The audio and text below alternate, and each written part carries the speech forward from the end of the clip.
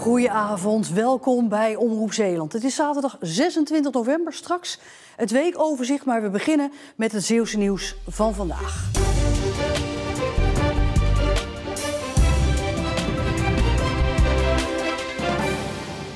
Bij een eenzijdig ongeval in de buurt van Zaamslag zijn vanmiddag 5 kinderen gewond geraakt toen de auto waar ze in zaten in de sloot belandde. De 27-jarige bestuurder van de auto is aangehouden omdat ze mogelijk onder invloed was.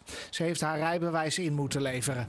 De kinderen, tussen de 2 en 7 jaar oud, zijn naar het ziekenhuis gebracht. Hoe ze eraan toe zijn is niet bekend. Vanwege het ongeval was de N290 tijdelijk afgesloten. En dit is wat zwaarder, dus dan zal waarschijnlijk de grove tuinbouwer die al meer daar komen. Veel vragen en uitleg op deze boerderij in Scharendijken, waar volgend jaar de eerste herenboerderij van Zeeland moet verrijzen. Van de boerderij kunnen zo'n 200 gezinnen lid worden. Ze nemen met z'n allen een boer in dienst, helpen zelf mee op de boerderij en halen er hun groenten en vlees. Vandaag konden potentiële leden de boerderij bewonderen. Ja, wel positief verrast. Ja, het klinkt wel, het lijkt me wel wat. We zijn al ingeschreven en we hebben al betaald. Ook leuk om je kleinkinderen op den deur, als het al loopt, om te laten zien hoe dat nou gaat. Ik wil graag biologisch eten. En ik denk dat het goed is als we dat gewoon zo dicht mogelijk van huis halen. Dat is ook het idee achter een herenboerderij. Het uiteindelijke doel, en dat kost vaak toch 3 jaar voordat je helemaal goed up and running bent, is dat je 70% van je wekelijkse boodschappen van de boerderij kunt halen. De initiatiefnemers hopen in juni volgend jaar op de eerste kleine oogst. Chaos onder de Lange Jan in Middelburg vandaag. Er stond namelijk een mysterieuze kist. Fans van het tv-programma Wie is de Mol konden voor het eerst ervaren hoe het is om mee te doen aan het programma. En moesten allerlei puzzels oplossen om de codes op de kist te kraken. Ja, leuk om zelf ook deel uit te kunnen maken zo. Ik ben heel benieuwd. Ik ben niet heel goed in bekende Nederlanders, maar ik vind ook wel gewoon de ervaring is al heel geweldig. De fans kregen verschillende handvaten aangereikt die hints gaven om de opdrachten te voltooien, waaronder deze brief. Nou ja, dat is de geheimtaal. Het is het Tsonga, de taal die in Zuid-Afrika gesproken wordt. Waar is Wie is de Mol dit jaar genomen? Dat is zin 1. Genomen, nou ik denk opgenomen. Zal waarschijnlijk opgenomen zijn, inderdaad. Maar Google Translate. Ja. Fanatiekelingen waren druk aan het zoeken naar antwoorden op hun telefoon. Rond 4:30 is het ze gelukt om de kist te openen. En werden de kandidaten onthuld die meedoen aan het nieuwe seizoen.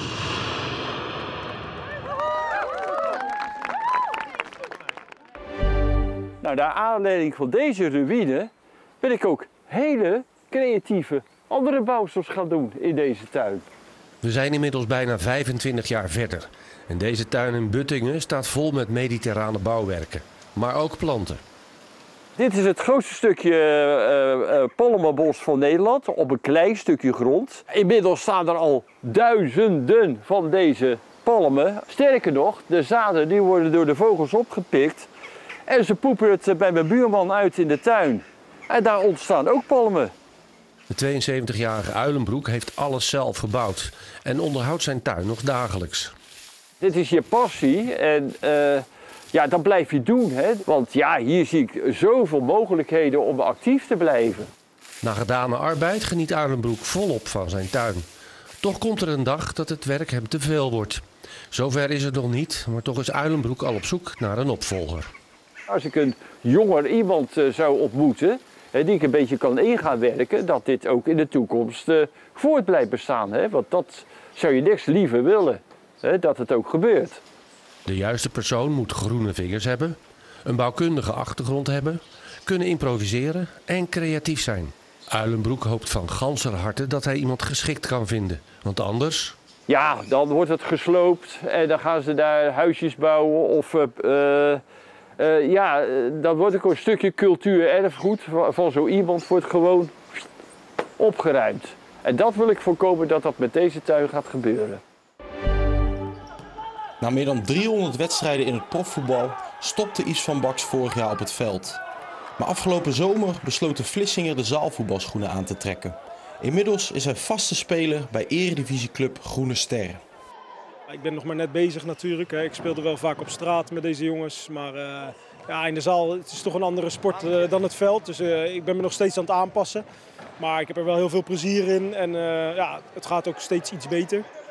Baks zwierf als profvoetballer door heel Nederland. En er was ook nog een avontuur in Zuid-Afrika. Nu kiest hij er bewust voor om dicht bij huis met veel bekenden van het voetballen te genieten. Het is heel snel, het is heel anders. Je speelt altijd in de zone van de waarheid. Als je uitgespeeld wordt heb je een kans tegen. Als je uitspeelt heb je een kans.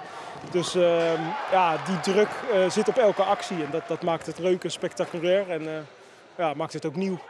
Inmiddels is Baks 36 en hebben de ambities hem van het veld afgeduwd. Des te blijer is hij dan ook dat hij bij Groene Ster nog plezier kan maken.